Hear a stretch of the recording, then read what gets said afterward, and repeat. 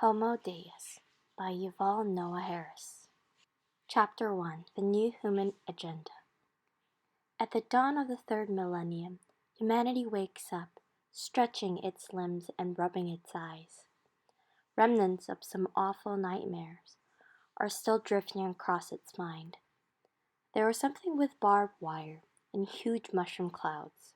Oh well, it was just a bad dream.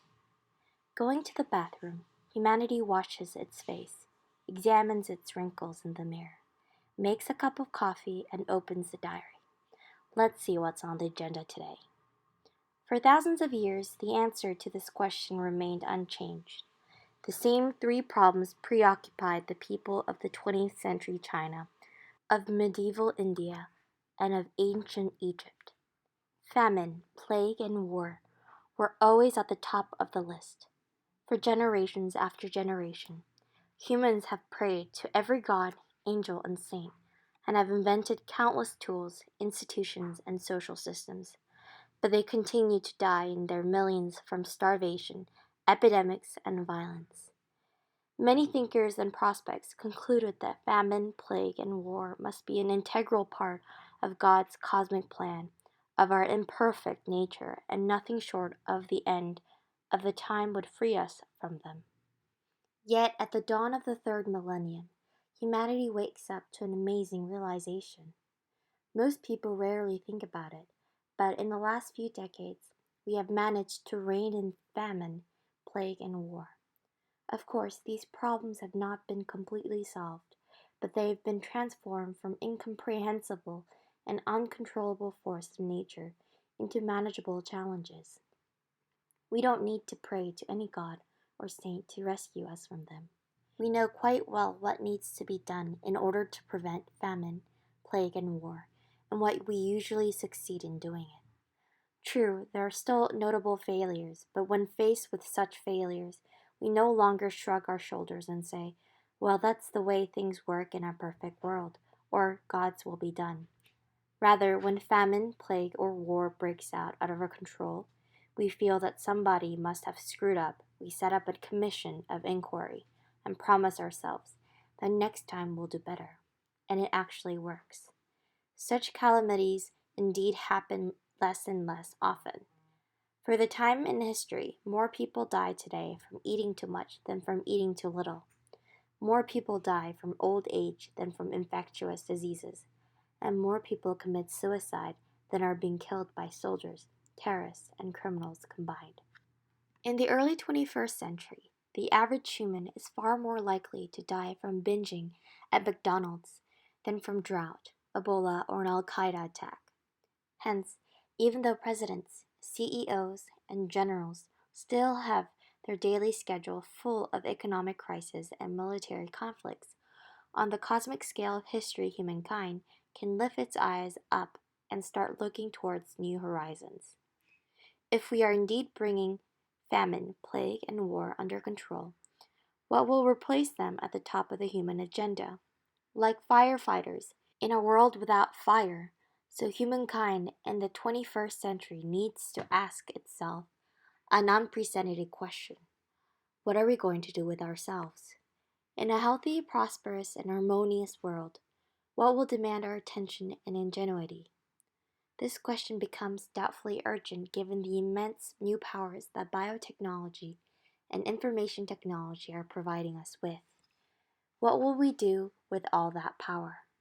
Before answering this question, we need to say a few more words about famine, plague, and war. The claim that we are bringing them under control may strike many as outrageous, extremely naive, or perhaps callous. What about the billions of people scraping a living on less than $2 a day? What about the ongoing AIDS crisis in Africa, or the wars raging in Syria and Iraq? To address these concerns, let us take a closer look at the world of the early 21st century before exploring the human agenda for the coming decades. The biological poverty line. Let's start with famine, which for thousands of years has been humanity's worst enemy. Until recently, most humans lived on the very edge of the biological poverty line. below which people succumb to malnutrition and hunger. A small mistake or a bit of bad luck could easily be a death sentence for an entire family or village. If heavy rains destroyed your wheat crop or robbers carried off your goat herd, you and your loved ones may well have starved to death. Misfortune or stupidity on the collective level resulted in mass famines. When severe droughts hit ancient Egypt or medieval India, it was not uncommon that 5 or 10% of the population perished. Provisions became scarce, transport was too slow and expensive to import sufficient food, and governments were far too weak to save the day. Open any history book, and you're likely to come across horrific accounts of famished populations driven mad by hunger. In April 1694, a French official in the town of Beauval described the impact of famine and of soaring food prices, saying that his entire district was now filled with an infinite number of poor souls, weak from hunger and wretchedness, and dying from want, because, having no work or occupation, they lacked the money to buy bread.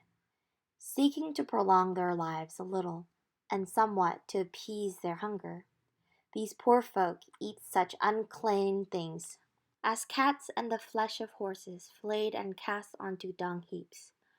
Others consume the blood that flows when cows and oxen are slaughtered, and the offals that cooks throw into the streets. Other poor wretches eat nettles and weeds, or roots and herbs which they boil in water. Similar scenes took place all over France.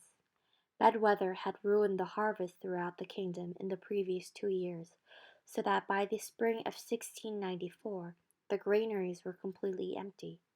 The rich charged exorbitant prices for whatever food they managed to hoard, and the poor died in droves.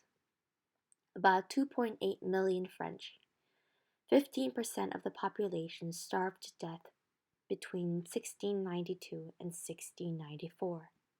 While the Sun King Louis XIV was dallying with his mistress in Versailles. The following year, 1695, famine struck Estonia, killing a fifth of the population.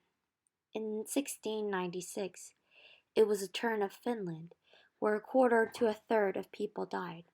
Scotland suffered from severe famine between 1695 and 1698, some districts losing up to 20% of their inhabitants. Most readers probably know how it feels when you miss lunch, when you fast on some religious holiday, or when you live for a few days on vegetable shakes as part of a new wonder diet. But how does it feel when you haven't eaten for days on end and you have no clue where to get the next morsel of food? Most people today have never experienced this excruciating torment. Our ancestors, Allahs, knew it only too well. When they cried to God, "Deliver us from famine," this is what they had in mind. During the last 100 years, technological, economic, and political developments have created an increasingly robust safety net, separating humankind from the biological poverty line. Mass famines still strike some areas from time to time, but they are exceptional, and they are almost always caused by human politics rather than by natural catastrophes. There are no longer natural famines in the world. There are only political famines. If people in Syria, Sudan, or Somalia starve to death, it is because some politician wants them to. In most parts of the planet, even if a person has lost his job and all his possessions, he is unlikely to die from hunger. Private insurance schemes, government agencies, and international NGOs may not rescue him from poverty, but they will provide him with enough daily calories to survive. On the collective level, the global trade network turns droughts and floods into business opportunities and makes it possible to overcome food shortages quickly and cheaply. Even when wars, earthquakes, or tsunamis devastate entire countries, international efforts usually succeed in preventing famine. Though hundreds of millions still go hungry almost every day, in most countries, very few people actually starve to death.